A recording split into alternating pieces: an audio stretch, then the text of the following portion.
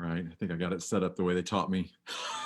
I'm my own technical support tonight, which could be very dangerous.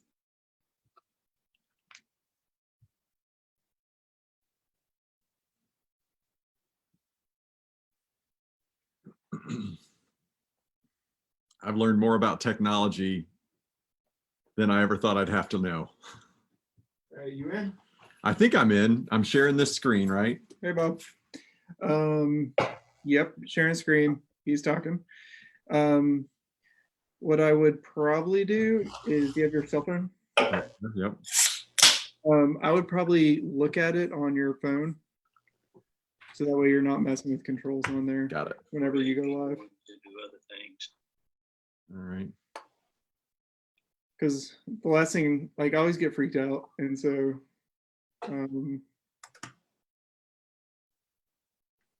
basically make sure you don't press the wrong button while it's live. Lock up the computer. Blake, you doing good? Yeah, what's this Zoom thing? I don't understand. What are we doing here? Blake, you know that beard is not corona proof, right? I hear that. You do know that, right? Hey, don't let him fool you. He was just telling me earlier the whole thing's a hoax. That's not true. All of Corona's a hoax? Fake news. Fake news. I think we need to bring Darren in on this Zoom chat and have him explain that. I said, do you want me to moderate or do anything? And he said no. He said 4 people on the screen looked good. 5 is too many. So it's true. He kicked me off because of optics. So it doesn't mean I don't love you. It's all right. I'm gonna go home and make chicken, and I think my mother-in-law is coming to. She has gone crazy, and so she made me a custom-made SSBC mask.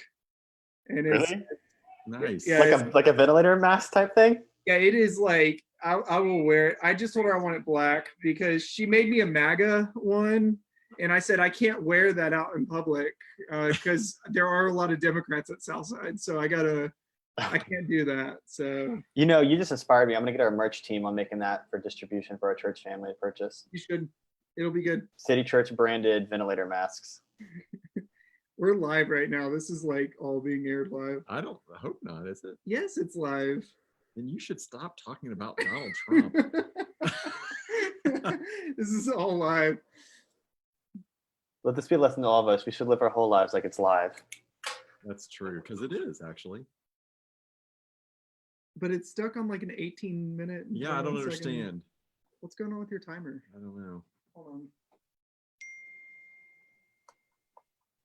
That's not right. Do 7 p.m. I thought I did that already. Did you not start it? Well, I thought I did. See, Darren, this is why I need you. All right, and then hit play at the top right. Oh, that's probably what I didn't do, is hit play. All right, so you're good now. Okay. And then just when you're ready, take it off screen share and you'll go. Okay. Blake, are you the youngest one on this call? I'm the youngest one on every call. Okay, well, not that only lasts about 2 more years. It doesn't last long. When I first got here, everybody talked about, you're so young to be the pastor. Nobody ever says that anymore. No. Sorry, I told Sierra I'm just going to remain silent until spoken to because I don't even know why I'm in the room. I got nothing to add to this conversation. I know. I'm here to take notes. That's what I'm doing. I'm here to take notes. You're on the call so that way when you know technology starts breaking down, everybody can blame you.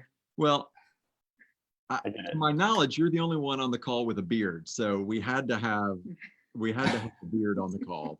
No, that's obligatory church plan. Not even true. I think Spurgeon wanted that. Spurgeon, this really is all live right now. You guys. Spurgeon wrote some pretty theologically dense stuff on men with beards. Did he really? Yeah. I've read a lot of Spurgeon, but I've never read the stuff about beards. I'll send it to you. Okay. All right, y'all have fun. Thanks. Enjoy this. Thanks, Darren. Hey, watch it and text me if I'm doing something wrong. I will, yeah. Okay. I already told Brandy that as I'm making chicken, this is gonna be playing in the background. All right. So yeah.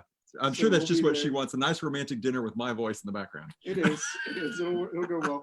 And then I'll show off the new the new mask at staff meeting tomorrow. Perfect. It'll be great. I showed off the MAGA one at staff meeting for Cindy. There you go. Mention it again. It's true. I mean, I know. I don't care if Facebook sees it. Cindy is fasting during Lent from politics, and Darren keeps baiting her every time he gets a chance. And she is doing so well. It's not a fast if you don't have temptation, right?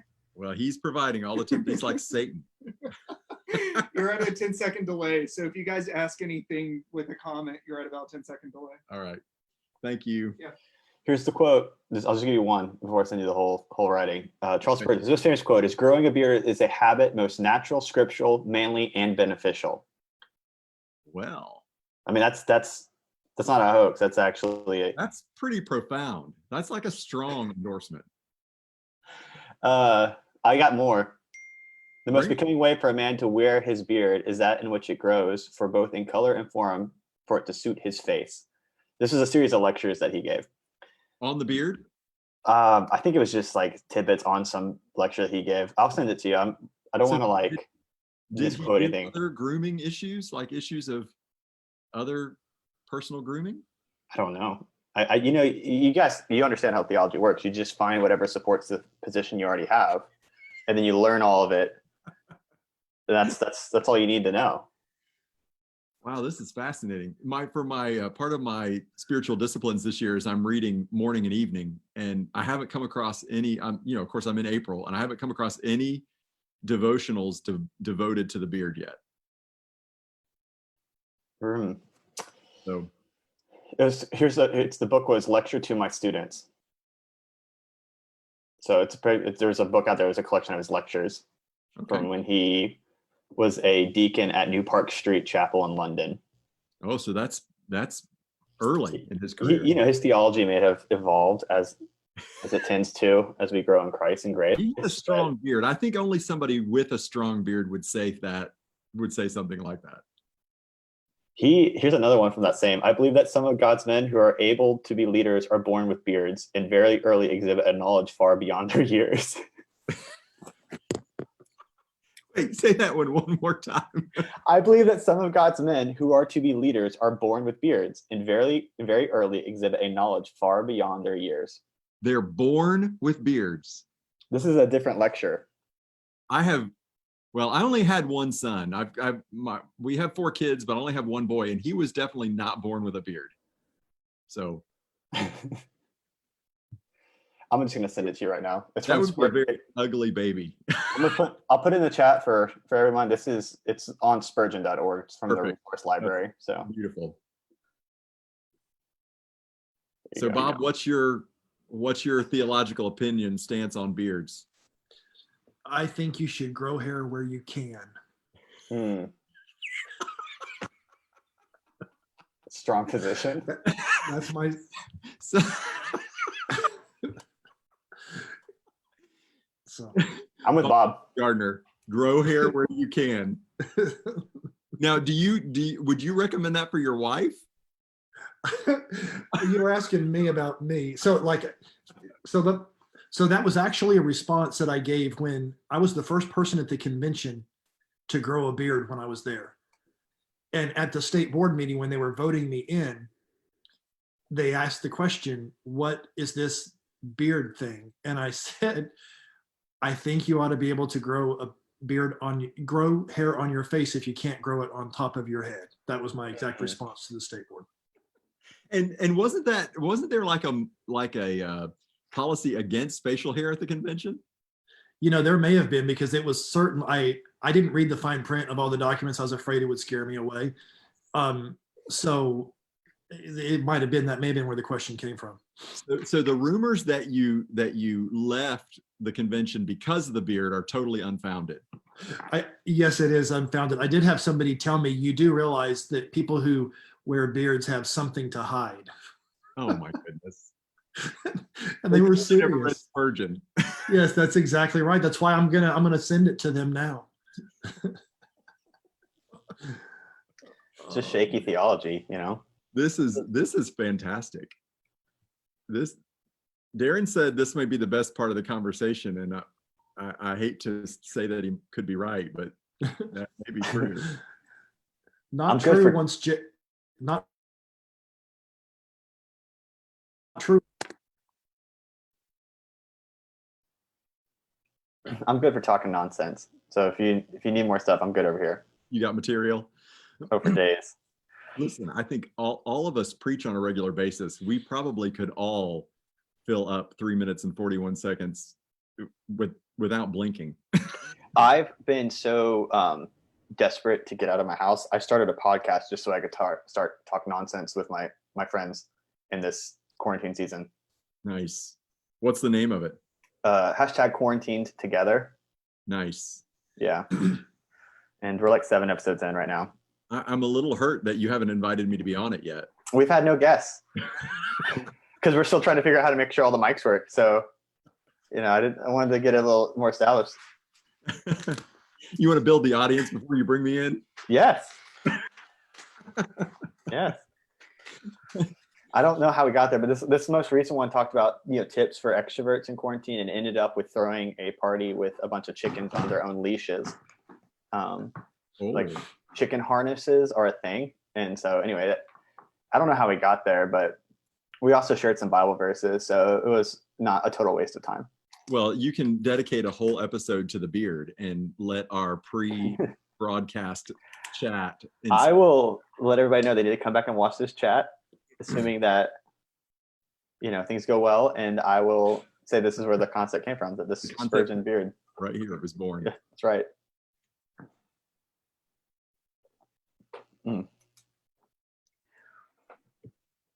I tried to grow a beard. I can grow a beard. I just look really old.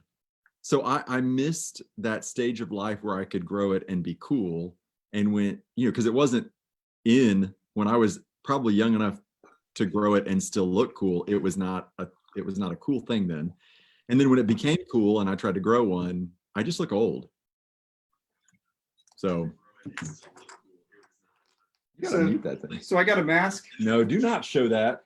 It's not the MAGA one. Okay. Well, don't even say it. Here you go. SSBC. Nice. So we can rep.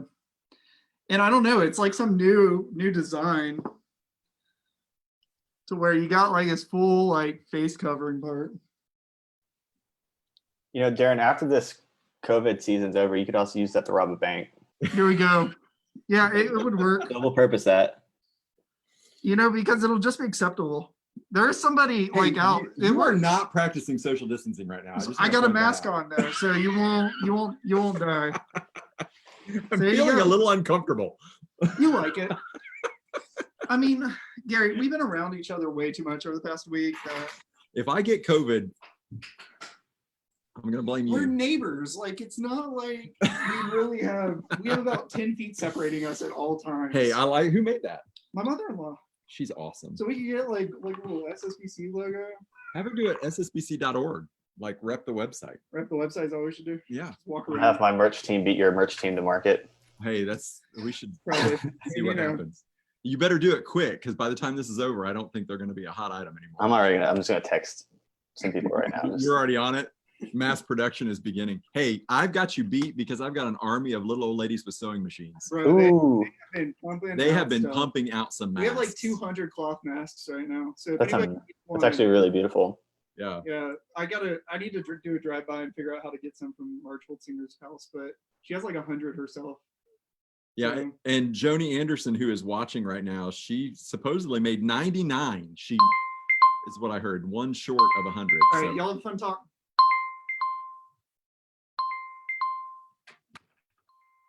All right. Hey, Jason. Figure out what that What's up? I'm the first one to forget to unmute himself. How's it going? Good. Doing good. Welcome.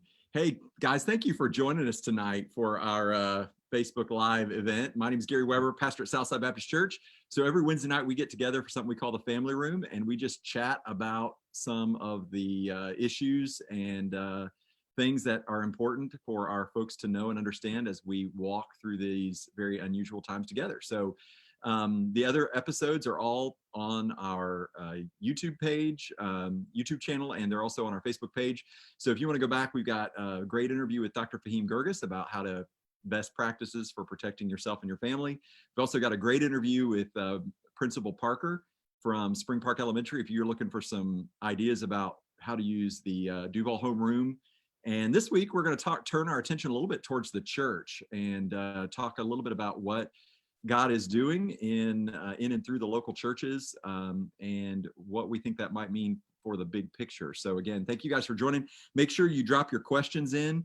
We are going to be taking those questions as we go through this conversation together. And let me introduce our guests. I will start with Bob Bumgartner. Bob is the brand new missional strategist, lead missional strategist for the Jacksonville Baptist Association. He literally started the job and then we all went into quarantine. So is that right, Bob? Timing about right?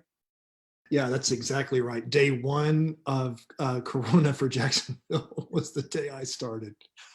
Well, we're glad to have you with us and at the JBA. And Bob is no stranger to us. He was with the Florida Baptist Convention and then served at Chetts Creek Church and has just been a good friend and a great resource for our church and for many other churches. So we're glad to have you, Bob. Also want to welcome Jason McGibbon. Jason is the pastor of Hamilton Fellowship in Toronto, Canada. So our neighbors and brothers to the north. So Jason, we're glad to have you with us, and you're just no pressure, but you are repping the entire country of Canada tonight. So when Great, no pressure. That's perfect. Yeah. I'm sure the whole country is glad that I'm the guy that you chose. So well, I know they are. They're thrilled. So yeah, this is my. I was going to say you're my token friend from Canada, but that's not even true. I've got other friends from Canada too, so they might be watching. I don't want to offend them.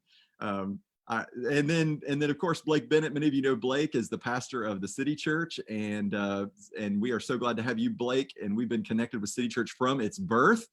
And City Church recently made us a grandparent, and we are really happy about that too. So Blake, welcome. Hey, thanks for inviting me to be a part of this. I'm excited to learn from these guys and hopefully encourage some people. Hey, I know not all of you were on in the sort of the countdown, but apparently our audio was live. There is a fantastic theological discussion on the beard. So just when this is over, go back and replay that. It may benefit your soul.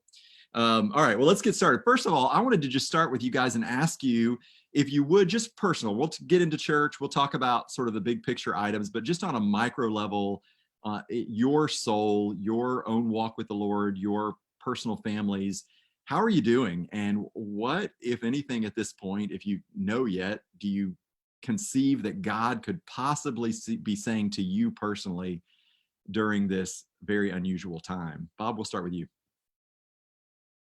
Well, I think well, first of all, my family, we all live in Jacksonville, and we have new grandkids and all those kind of things. And so everybody's being really safe, following all of the wash your hands stuff and social distancing and those kind of things.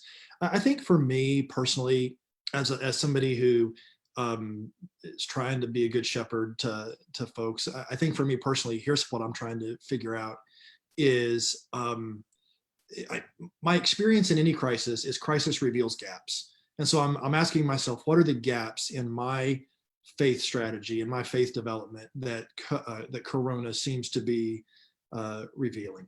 And I think the interesting thing is I really do believe God's got this, and we're going to get on the other side of it, and there'll be learning. But one of the things, now that I have adult kids with grandkids, one of the things that I'm finding is that the physical storm of Corona isn't the issue for me. It's the internal storm that Corona causes, kind of the emotional side of it, as I worry for other people, on those kind of things. And so for me, it kind of drove me to look at Jesus in the boat with his disciples. And in the Matthew passage, it says that he spoke to the disciples before he spoke to the storm. And so I'm asking this question: Jesus, what are you trying to say to me before you calm the storm? That's good. Thanks, Bob.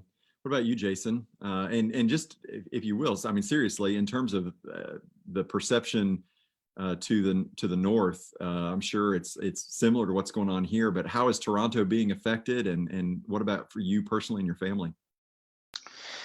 Yeah. I mean, for sure, it's in Canada. It's coming across, in Ontario, which is our province here. We're down to no no gatherings of 5 or more people. So, so they're trying to take it pretty serious, trying their best to flatten the curve. It's different in different parts of across the country, just how much and how fast it's been going. But yeah, so it's pretty serious, and it's obviously affecting things dramatically. And yeah, I think there's people are going from everything from frustration to worry to concern about jobs. And lots and lots, just like in the States, have lost their jobs or are temporarily out of work. And now the closer it comes, the closer you get to knowing people who have somebody personally affected by the disease itself. So it's pretty far reaching in terms of the effects. Yeah, so but we're doing well. Our family's all healthy, and we were all under the one roof, my 4 kids, my wife and I, for the first time in a long time, because with universities closing, we all ended up at the same time. My daughter has since moved out. She got an apartment on her own, but the rest of us are still here. So learning how to live all together as adults and that kind of stuff. But yeah, and personally, I think God's been pretty gracious in it. The first few weeks was kind of scrambling, like how do we pivot to keep the momentum that we have going, make sure that people are connected, make sure that we still have discipleship and getting everything online and all that kind of stuff. I think the first 2 days of this week were probably for me the hardest, because I think all of that had happened. There's the crash after the adrenaline rush of 2 weeks. By the time I did the third service to an empty room, that afternoon was just kind of felt pretty flat and baked. So it took me a few days to recover. And then from there, just excited to move on to Easter. And in terms of what God's saying, I think he's been gracious. Like, I think, we've been reading through Exodus as a church, just a reading plan that we had done earlier in the year and started. So we've just got to continue to do that. And so getting to watch God and Moses has been insightful. And there's been, I think God has been speaking through that. And when he told Moses that, this is going to be the sign, that the people are going to be out and they're going to worship me, take them to the mountain. So to me, that was just a reassuring. God's heart is for worship. God's heart is people together worshiping. So this, just this vision of at one point we're going to be back together. And so, but then also I think it's been challenging too. Like when God says to Moses, "Why are you crying out to me?" And it was like, that came out as a shock this time. And it was like, I've told you what to do. It's time to stop just crying out and stalling and go do it. And for me, that was just a real eye-opening. Hey, he gave us a vision as a church, creating safe places to explore Jesus together. That hasn't changed. And as a church, he told us, go make disciples. And that hasn't changed. So to me, that was an encouragement to get up and go, no matter what happens, no matter how long this is, no matter what the future brings, that's not going to change for us as the church. We have a call to go make disciples. It might look different how we do it, but to me, it was just encouraging. Okay, how in this moment can we make disciples? How can we plan in a month from now to make disciples? And so, yeah. And then in the midst, just a reminder, you're not going to figure this all out in one day. So give yourself some grace, give your team some grace, be graceful to the people around you. Everybody's adjusting. But there's some neat opportunities too, I think. So that's great. That's great. Thanks so much. And Blake, what about you? I know this is a particularly challenging time in the life of your church, as you guys are making some important transitions and experiencing some great things, but some challenging things. So what about you personally and your family, and how this is affecting you and what you think God may be saying?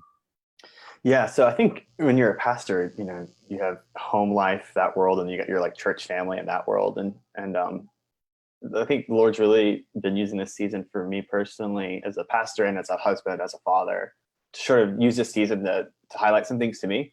I remember, I think it was like the first week where this started, we could tell this was going to be a serious thing. Sierra got this email from a ministry that we follow, and the title of the email was "Home Isn't Canceled." And like, this was the week where like the NBA was getting canceled, the sports leagues were closing down. I just found out this concert I was wanting to go to, like on my bucket list, things before I died. It just got, shut down. And so everything's getting canceled at that point. And Sierra was reading this email to me about Home Isn't Canceled. And I said, that's it. Like, I think at the back end of this, I would love to see our family, because we're going to have some extra time together, in quarantine, like be better for this. And I'm prone to ask the question like, I can't wait for this to get over so I can go back to normal. And instead, I'm trying to ask the question, when this is over, how can I be forever changed? And using this as an opportunity to look more and more like Jesus and to see what God wants to do in our family. And so from home, that's been kind of the question we're asking is how does God want to use this? Let's run at it, not from it. I'm with Bob. Crisis exposes whatever's going on in the heart. So there's some opportunities, in all of our marriages, quarantine exposes whatever's going on already. And so your strengths are magnified, and then the things you need to work on are also magnified. And so it's a great opportunity to take advantage of that. And just keep trying to remember when Paul tells us what love is in 1 Corinthians 13, his first descriptor is patient. Love is patient. And I think that patience is a huge thing right now with I got a 2-year-old at home. You might hear at some point in the background, there's a lot of dynamics, and just remembering that on the personal side and on the church side, to practice leadership, not reactionship. I don't even know if that's a word, but to lead, not react. That's the main thing. It's just, there's a lot of fear. There's a lot of things. We pivoted really quickly to online and are taking the stance as a church that this is going to be longer than what people think it's going to be, and that we should be even prepared to have to potentially do this again down the road. And that's sort of the posture we're taking as a team. We pivoted to online and we're pushing, but trying to remind our team, if your hands are having to move really quickly, then your heart has to be really stilled, and trying to not react, but to lead and move quickly, but also do it in step. I always love the image in Genesis of God walking through the garden, not sprinting through the garden. So I'm just trying to take that as the pace of my inner world, because my outer world's so fast right now. And I feel like if I can do those things, focus on home, move in rhythm with the Spirit of God, I think he wants to use this season to make both home and church stronger and better on the other side and be forever changed. And so that's what's going on in my heart right now. If we had this conversation 2 weeks ago, it would have been, I'm really, really angry, but this is 2 weeks into processing, and so I just that's where I'm at right now. That's so good. So let me see if I got that quote right. So when your hands are really busy, your heart should be, say that one more time. Still. Heart should be still. That's so good. Yeah, that's great. So I just remind everybody who's watching, if you've got questions about church during COVID-19, and if you'd like to ask these guys about that, or just about personal spiritual development or theological questions about how they've been dealing with this is definitely the forum that we're going to try to get into some of that.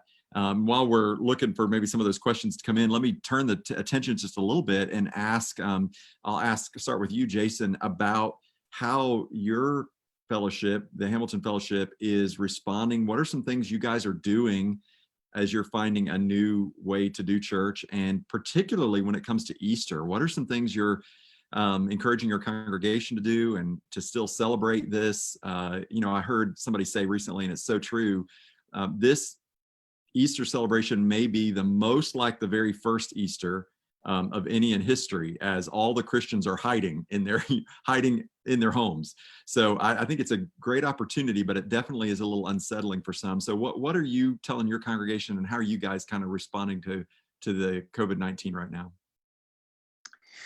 Yeah, I think it's a bit of a balance of trying to maintain as much normalcy as we can. So Easter's always been a big weekend. We've always done a big, when I say big, like, this is Canada church planting context big. So I mean, like, big in terms of big emphasis for us, right? Like, and we've had lots of artists, and so we've tried to include a lot of that kind of stuff. And so there was a bit of grieving that happens at the first when you realize, oh, we're not having this service, and so, like, but since that time, so we're still trying to make a bigger thing. We'll be streaming it. We're online and doing that kind of stuff.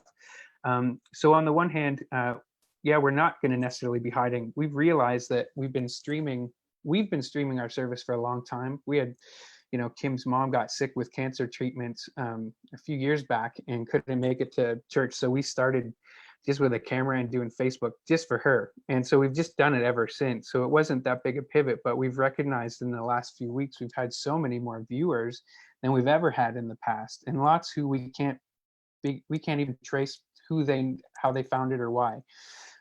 So I think we recognize in that there's opportunities too, right? That we're going to be connecting and having an opportunity to share. So we're trying to be excited about that too, as different as it's going to be.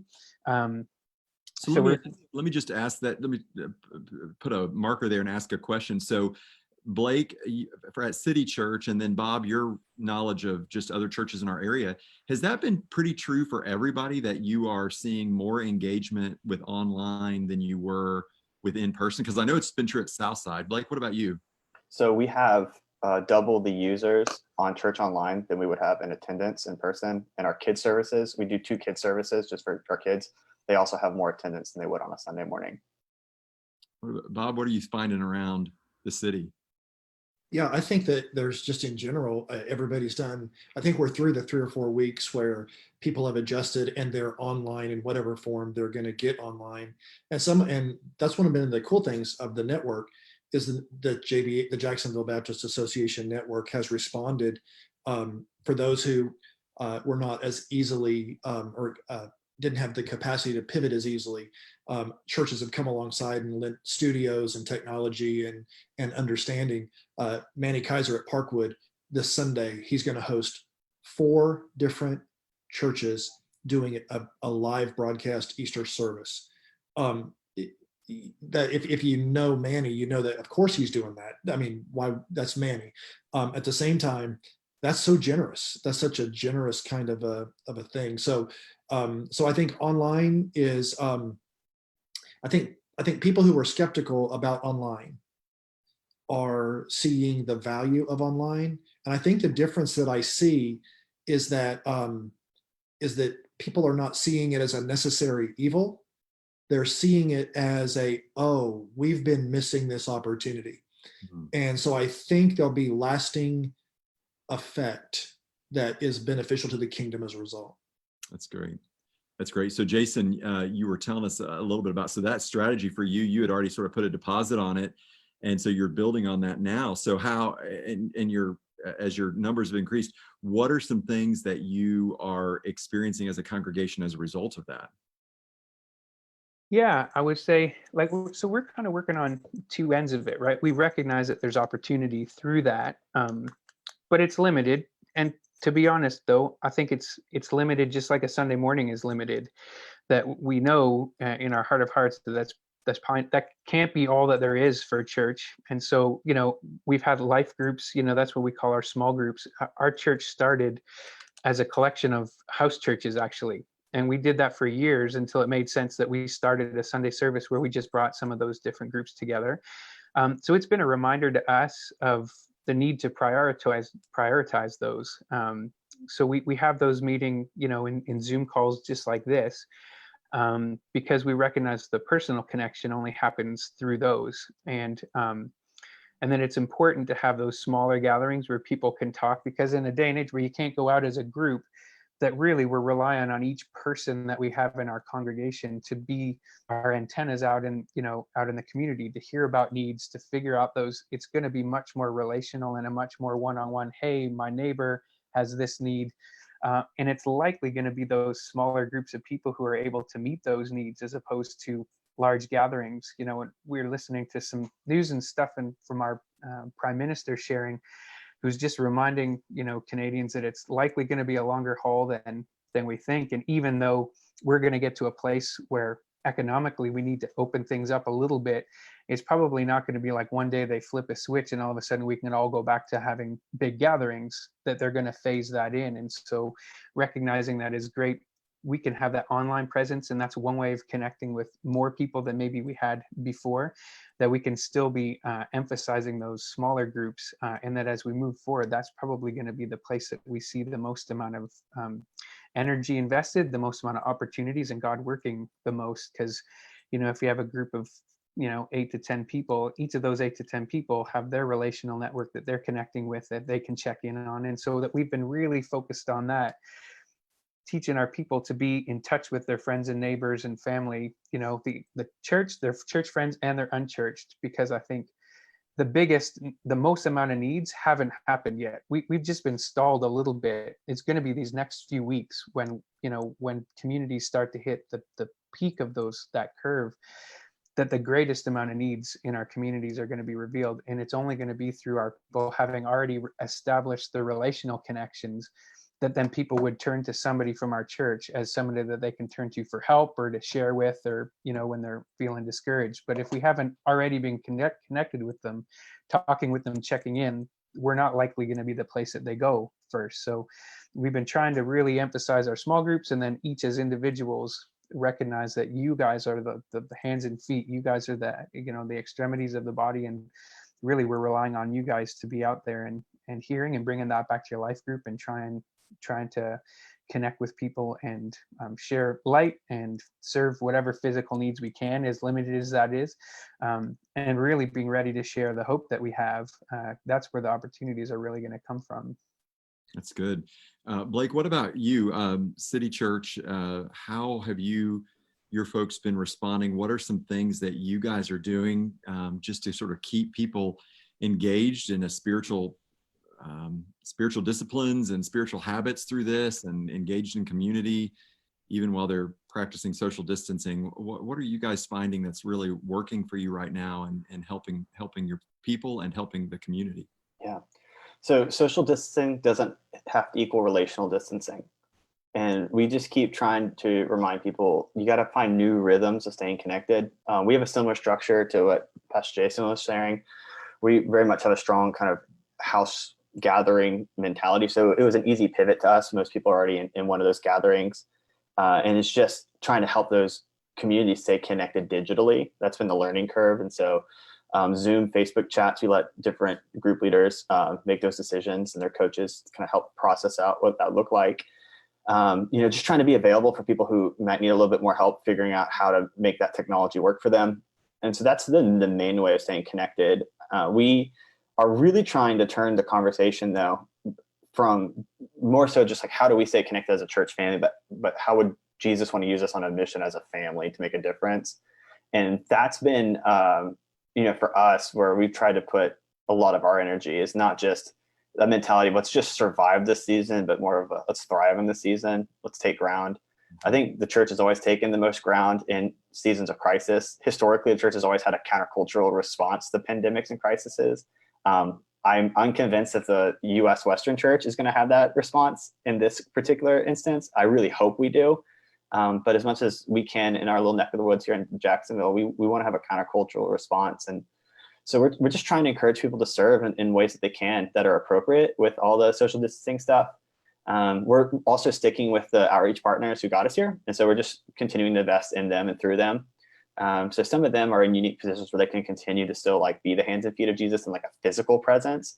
So we can like resource them and be a part of that and serve in that way. But it's really mostly, just trying to find ways of putting in front of our church people examples of ways that people are being a light. If the only thing you're plugged into right now is like the news cycle, then you'll just go hide in a bunker for the next year. But if we can continually put in front of people, like, here's a story of a brother or sister in Christ who did good, and it's simple, and you can do this too, I think it inspires that in other people to go and do that. And so we're just trying to find really simple stories. The one we're highlighting this week is just some of our students in our leadership academy went around and put up sticky notes on people's doors in apartment complexes of just encouragement. You got this, hope is alive, those types of things. That's a small thing, but anyone can go and do that thing. That's the beauty of it. And, anything that's easy to do is also easy not to do. So some of these ideas are so easy, but you can do these things, right? We highlighted a community garden. That's a very socially distant way of actually pulling people together.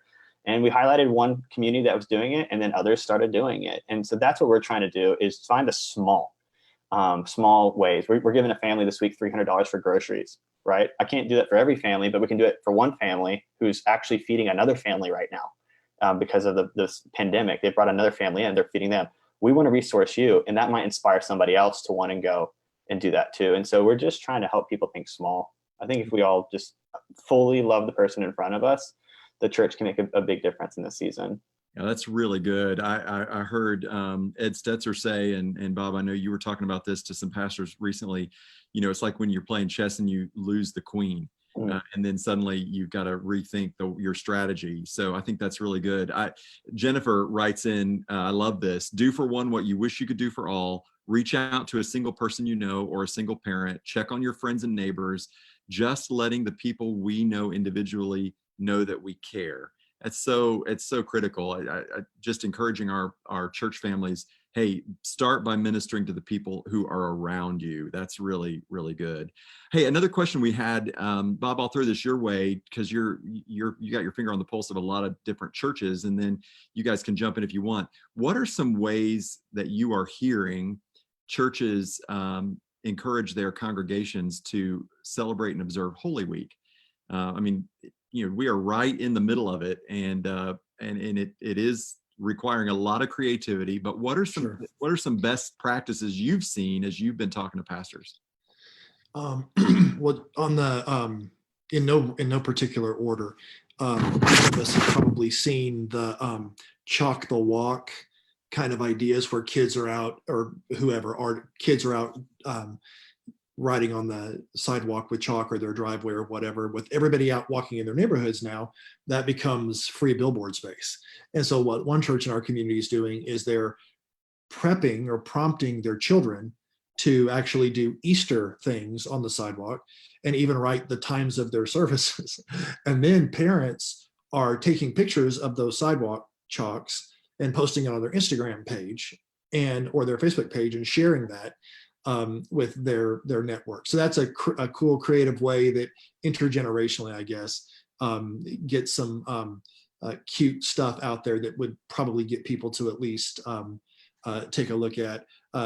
I know there are churches that are doing prayer emphasis this week, where each day represents praying a specific focus. My church, Chess Creek Church, we're actually started fasting for 24 hours tonight, all the way through tomorrow, and then we'll end up with an online night of worship together.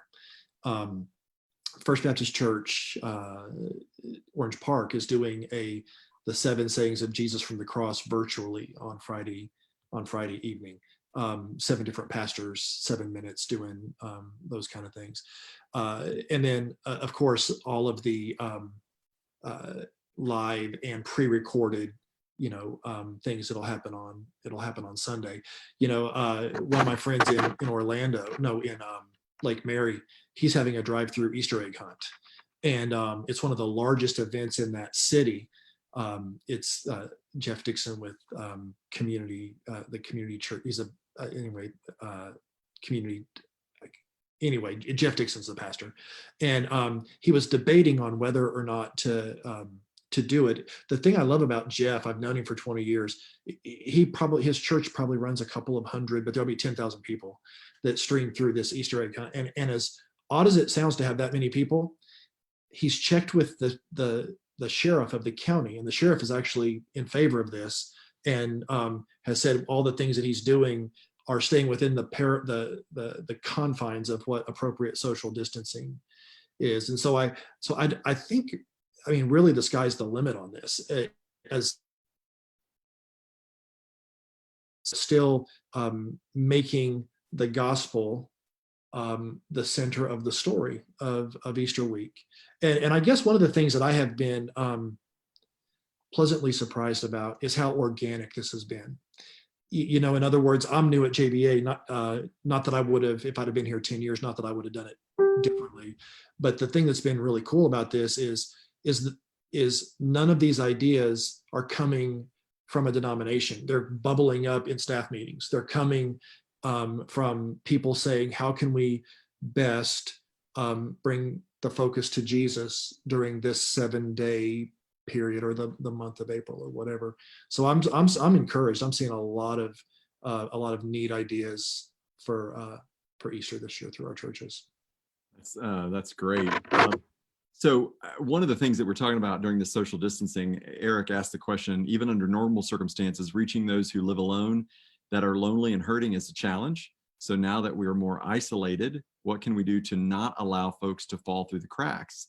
And I would just add, one of the things I've been thinking about is, for some, this emotionally, for emotional health and well-being, is a super, super challenging time. And what are you guys finding, hearing about that particular issue, about just keeping people mentally, spiritually healthy and tuned in during this lockdown? Jason, what are you thinking about that, or have you heard anything or practicing anything that addresses that?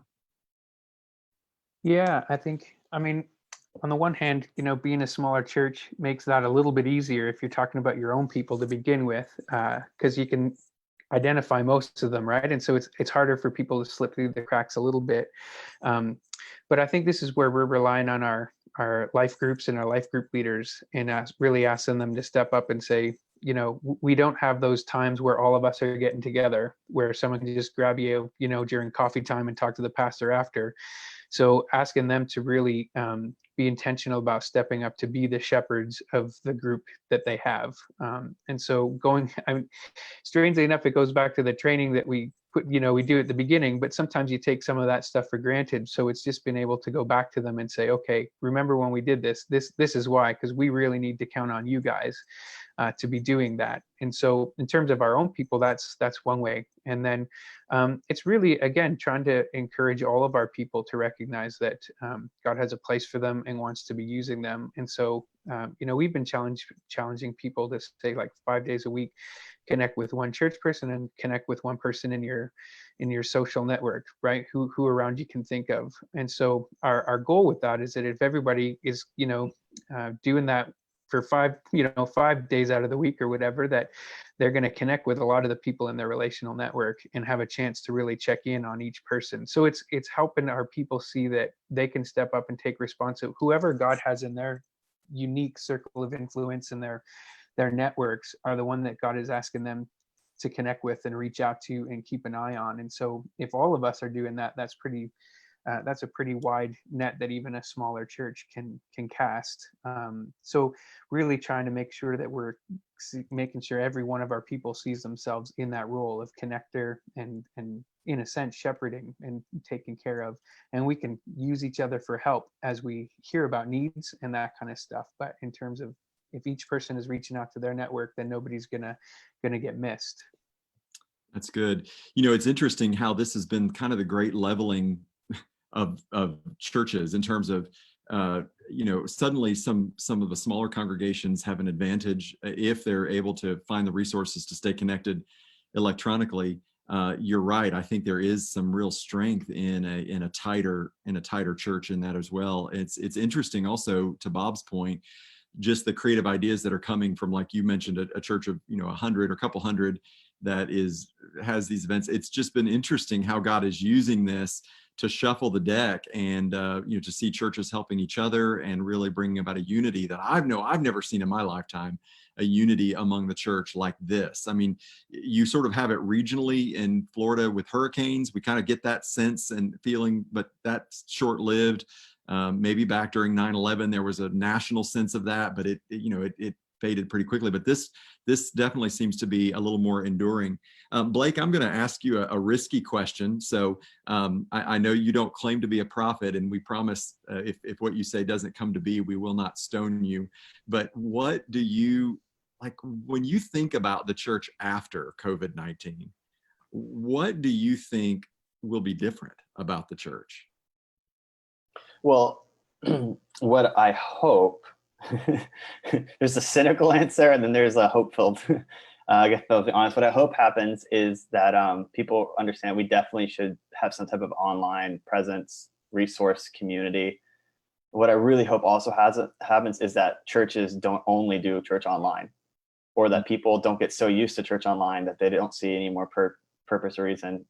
I mean, we could talk theology about what it means to be an assembly and all that stuff, but I feel like a church online done well is an extension of an actual gathering of believers. And at its best, it helps those who can't actually gather but are a part of that body, those who are stuck at home, those who are in the military, those who are, for whatever reason, can't actually gather with you physically. I think that's where church online is at its best. But I feel like the danger of it is that a church like mine, who, now all of a sudden, we have twice as many people tuning in to church online than we do. So, like, why don't we just put all of our resources into this and sort of like pay rent? Right. There's zero overhead. Wow. And I think that I think pragmatism can be helpful, but my fear is that we maybe overreact and we start kind of taking steps away from those biblical form of church and maybe adopt an unhelpful strategy. But what I do hope is that churches understand there is people that are searching, and that online is an incredible resource for communicating the message of Jesus. It's just not the best vehicle for being the community of Jesus. Like, I still think there's something to be said about, the proximity, the presence. And so that's what I hope, that we adapt, we grow, we learn through technology. Online is the front door, whether you like it or not. Even if I'm out reaching my neighbor, talking about Jesus, before they're going to come to a service with me, even if I'm the pastor, they're going on my website, right? And so they're working with us, looking for past messages. That's what they're going to do. And I'll save the cynical answer for later. I was hoping you were going to share it. I maybe get it out on the after show. The cynical answer is that this CARES Act thing opens the door for property taxes and a whole lot of stuff down the road that's going to be really difficult for the church. That's the cynical thing. It's on the backside of this. There's going to be consequences for the involvement with churches and state and all that stuff. Yeah. So Bob, to that point, and sort of the same question to Blake, but then also to the issue of financially what's going on and how churches are navigating this and accepting help from the federal government if they're applying for that program. What are your thoughts on that? What are you hearing people say about that right now? Well, to start with some of the shifts that I think could or couldn't happen, unfortunately, the church is really good at snapping back to the status quo. And so I hope that this experience will stretch our perspective. I do think that Blake nailed it when he said online is great for delivering the message, but it's not great. It's not the ideal for creating community. I think that one of the things that any crisis does is it elevates what the fundamentals really are.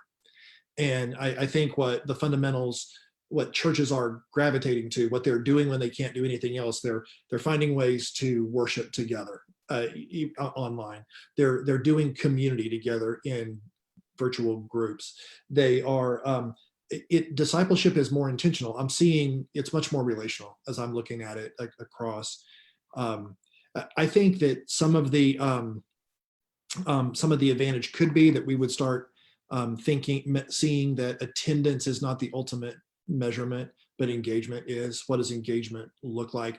I think that we're in a crash course of engagement right now, but I don't want to tell people that's what it is because it feels natural. That, I mean, in other words, we are responding in a way that is engagement, that sometimes once you name something, then it feels programmatic, and so you don't do it. Even to the point, what Blake said a few minutes ago, that just because something is easy to do, it's also easy not to do.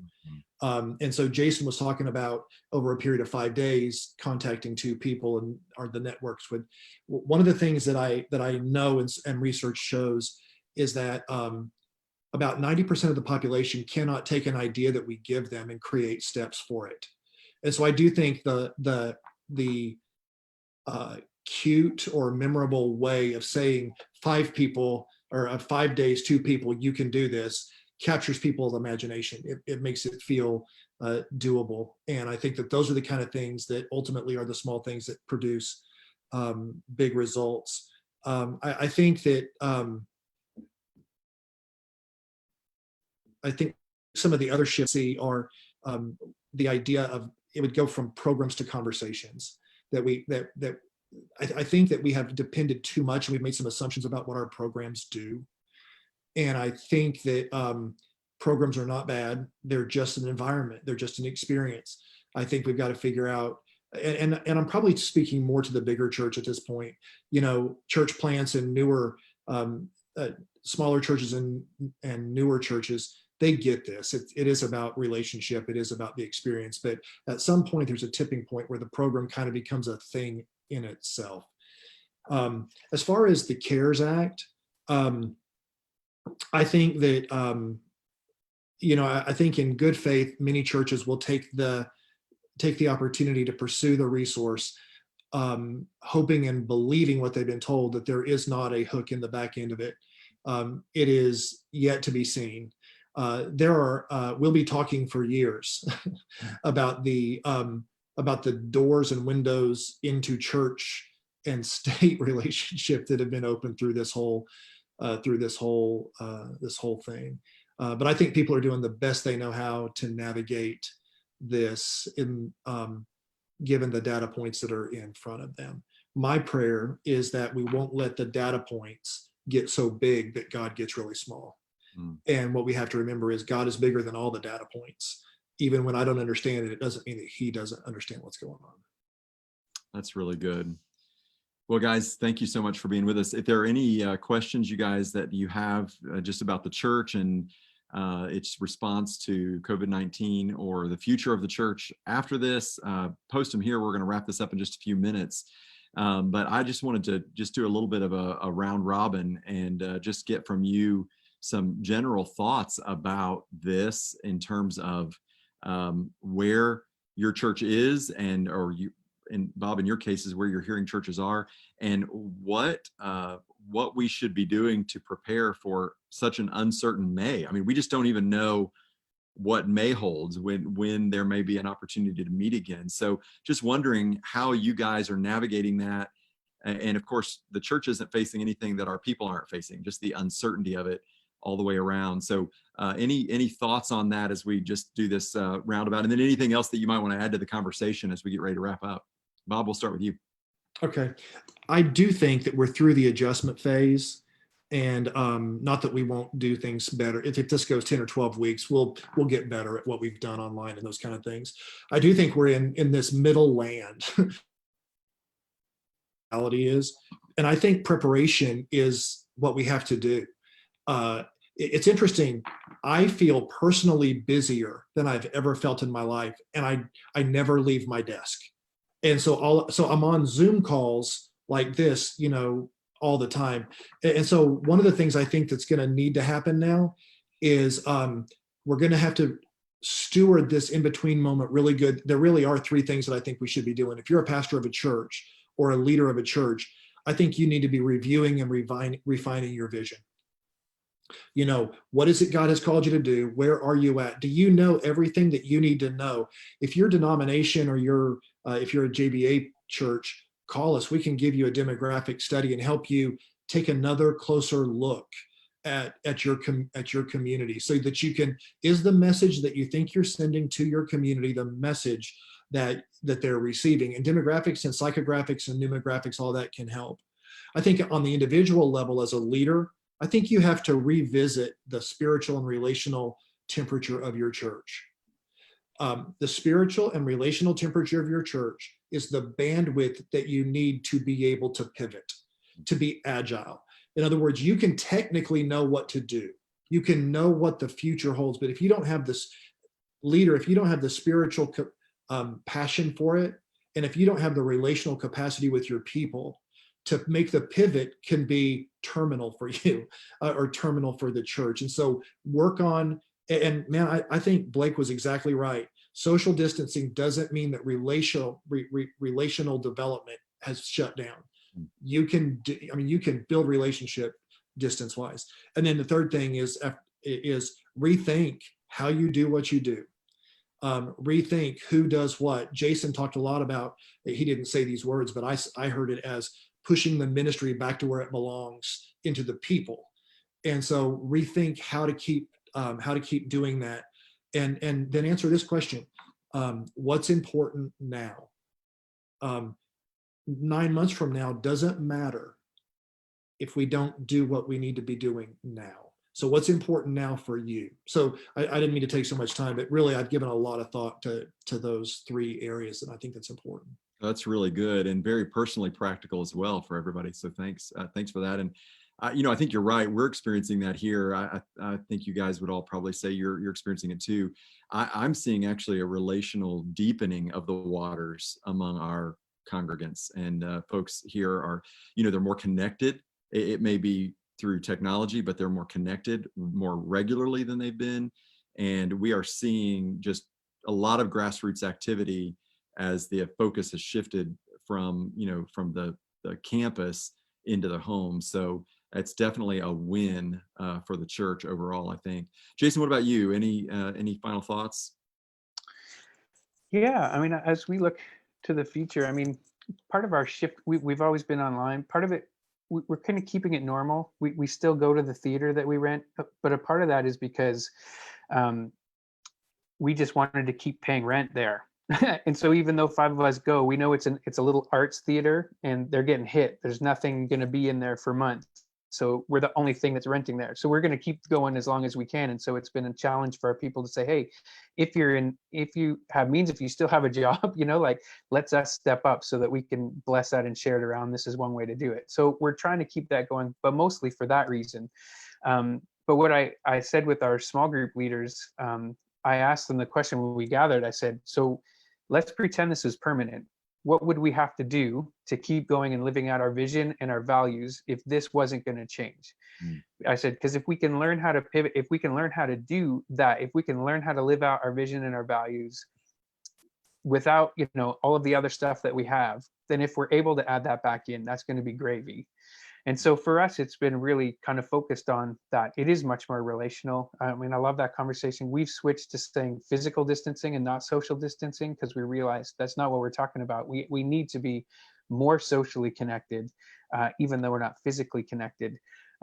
So we've really been challenging our people to think, okay, let's just pretend that this was permanent. What would we have to do to make sure? And if we can make sure that we're still living out our vision and values in that environment, then anything else from there is going to be gravy.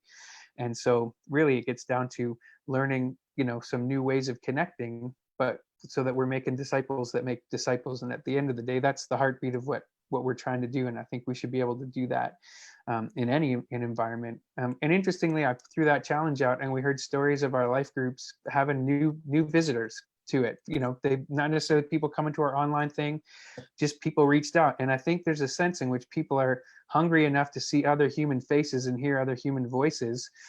And they're wrestling with some deeper questions these days. And I think people are going to, in the next few weeks, people are really going to start wrestling with deeper questions. Like when you've lost your job, when loved ones have died, when you're sick in a hospital bed by yourself and nobody can come and visit. But, when we start getting to those questions, then it's really interesting. That is probably the biggest place where, our modern secular society has the worst answer for. Because modern secular society says everything's about here and now, right? It's all just about your life. There's nothing next. It's all about, which means our identity is completely wrapped up in what I can achieve here and now. But when all of that is ripped away from you, from jobs, your identity, from family, relationships are ripped away, when your health is ripped away, then we start wrestling with some deeper questions to which the gospel is the ultimate answer, right? And so, so I've just been challenging our people, let's not assume we're going back to normal. How can we figure it out? We don't have all the answers, but we're working towards it. And then just trying to say, we know that those are the questions that are coming. And so let's plan on figuring out how we're going to share the hope that we have, and in the midst of that, and see what God does with that. So that's so good. Yeah. Gary, can I respond to something Jason said that I think is a great illustration in this moment? Did you notice what he said? He said he created a scenario. He said, what would it be like if we could never go back? In times of crisis, that's the approach that highly strategic leaders actually take. Answers are elusive. Scenarios unlock the future. And so I say that because it was just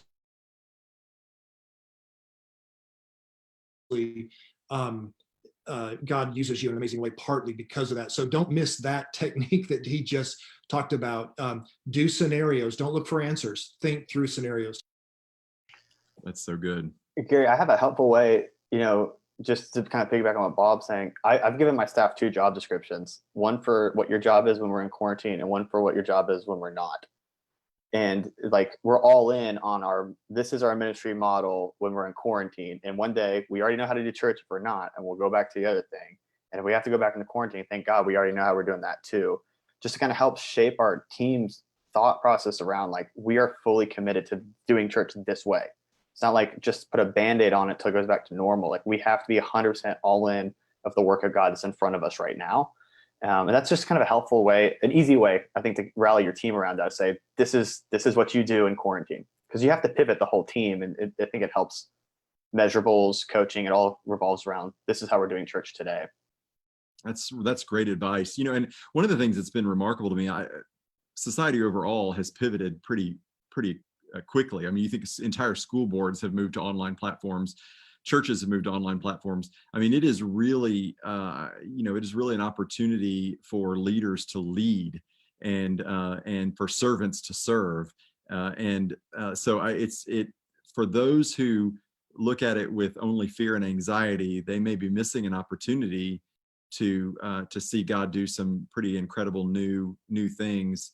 And so that's really good. Eric points out that one of the basic definitions of religion from James, pure and undefiled religion for God the Father, is this: to visit orphans and widows in their affliction and to keep oneself unstained from the world. He says that we can't visit, but we need to find a way to reach them, especially those who don't have the online technology. I have a widowed 93-year-old mom, and I can visit her at a distance, but there are many who don't have anyone to connect with. We have a multi-generational congregation here at Southside, and that's been one of our dominant conversations: is how are we keeping the people who live in the digital desert connected? And there's been a lot of great resources, some of it just going back to some old school producing CDs, DVD players. We got, some of our seniors who didn't have CD players, we bought them a CD player and took it to them with the first CD. I heard on a call yesterday, Bob, you were on it, there's a Dial-A-Sermon kind of, I don't have the resource in front of me to put it on, post it, but it's some interesting, necessity is the mother of invention, and some really cool things are happening. But I do think it goes back to something that was said earlier, which is start with the people around you, start with your own neighbors, your own family, and then practice those concentric circles of care and ministry, which is really how the church thrived in the early centuries anyway, was just by being Jesus to the people around them. So it's encouraging to see us back in that place. We want to thank you guys. Oh, looks like Bob, you've got that here. I'll put that over on the Facebook feed, so anybody who wants to do the Dial-A-Sermon can do it. Thanks for posting that there.